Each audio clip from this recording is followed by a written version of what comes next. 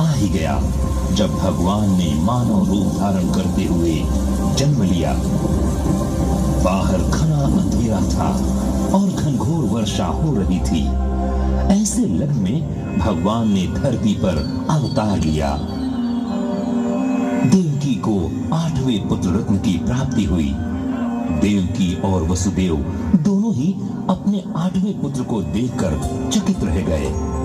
दोनों के चेहरे पर आश्चर्य था और दोनों ने श्रद्धा पूर्वक अपने हाथ जोड़ लिए।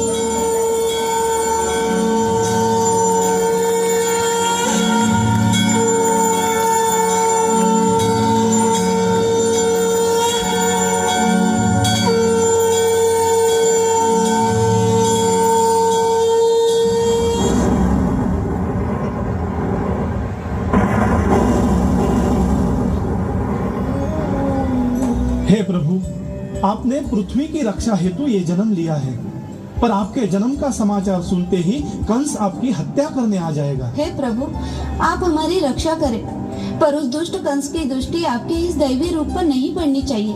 अतः आपसे विनती करते हैं कि आप सामान्य शिशु का रूप धारण कर लें।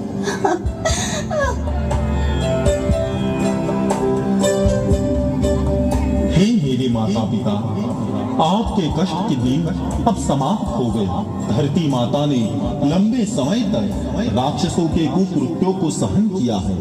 पृथ्वी को इन दुष्टों से, दुराचार से मुक्ति दिलाने के लिए ही मैंने ये रूप धारण किया है। पिताश्री, आपसे विनती करता हूँ कि आप मुझे अपने मित्र नंद के घर ले चले, जहाँ उनकी पत्नी यशोदा ने एक बालिका को जन्म दिया है।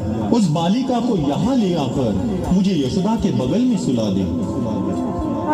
ऐसा बोलकर भगवान अंतर्ध्यान हो गए और भगवान ने एक शिशु का रूप धारण किया और एक चमत्कार हुआ।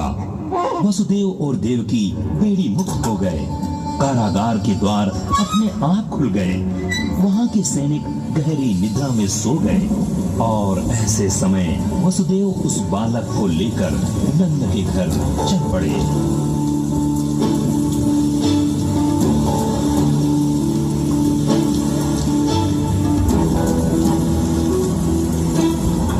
याद रहे, इस बारे में किसी को पता न चले।